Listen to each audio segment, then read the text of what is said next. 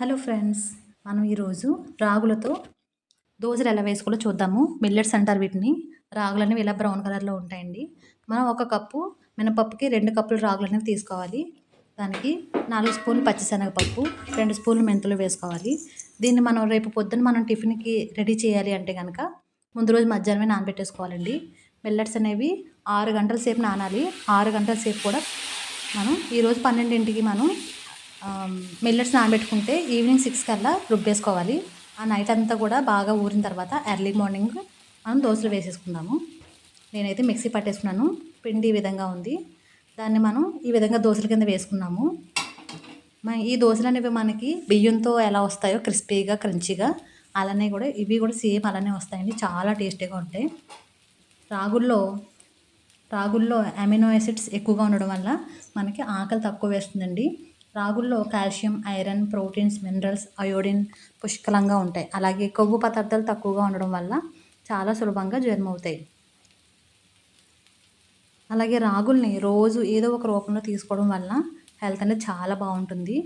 బరువు తగ్గాలి అనుకునే వాళ్ళకి రాగులు ద బెస్ట్ అని చెప్పొచ్చు.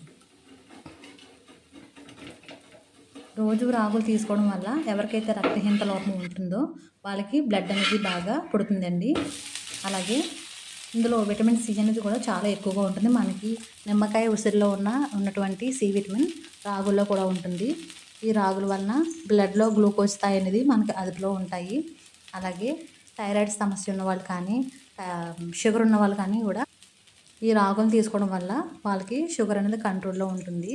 మనం ఈ దోశలాగానే కాదండి, రాగి జావా, అలాగే రాగి సంగటి, ఇంకా చాలా రకాల రెసిపీస్ అనేవి ఉన్నవి మిల్లెట్స్లోని. మనం ఈ విధంగా రాగులను ఏదో ఒక రూపంలో రోజు డైలీ తీసుకోవడం వల్ల మనకి చాలా గట్ హెల్త్ అనేది పెరుగుతుంది. అలాగే పిల్లలకి మామూలుగా బియ్యంతో చేసేటటువంటి దోశలు కాకుండా ఇలా మిల్లెట్స్తో ఒకసారి ట్రై చేయండి, చాలా బాగుంటాయి. మా పిల్లలు అయితే ఎక్కువగా బియ్యంతో చేసిన దోశల కన్నా ఈ రాగి దోశలు తినడానికి చాలా ఎక్కువ ఇష్టపడుతూ ఉంటారు. ఒకసారి ట్రై చేయండి, చాలా బాగుంటాయి. నా వీడియోస్ కనుక మీకు నచ్చినట్లయితే లైక్ చేసి, షేర్ చేసి, సబ్స్క్రైబ్ చేసుకోండి. ఇటువంటి మరిన్ని వీడియోస్ మీకు నోటిఫికేషన్గా వస్తూ ఉంటాయి. అలాగే ఇంకా మీకు మిల్లెట్స్తో ఎటువంటి వంటకాలు చూడాలి అనిపించినా నాకు కింద పోస్ట్ చేయండి. బాయ్.